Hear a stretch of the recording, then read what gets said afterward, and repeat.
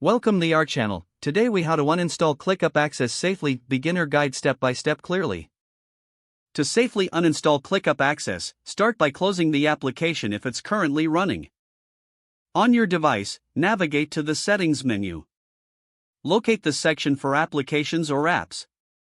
Scroll through the list until you find ClickUp. Select ClickUp to view its details. Click on the option to uninstall. Confirm the uninstallation when prompted. Once uninstalled, check to ensure that all related files are removed. To do this, open your file manager. Look for any remaining ClickUp folders in your documents or downloads. If you find any, delete them manually. Next, clear your browser's cache if you used ClickUp in a web browser. Open your browser's settings and find the option to clear browsing data. Select the Cache and Cookies options, then confirm the action. If you are using ClickUp on mobile, go to your device's settings.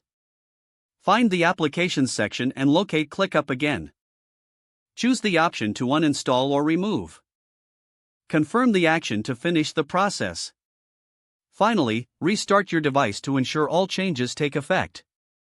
If the page does not load, refresh the browser or try again in a private or incognito window. Make sure you are using the correct email address, then retype it carefully to avoid small typos.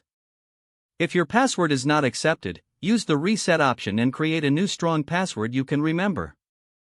Check your spam folder for verification or security emails, then complete any requested confirmation steps.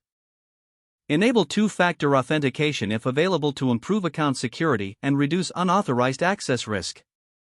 After signing in, review your profile details so your contact information and settings are accurate and current.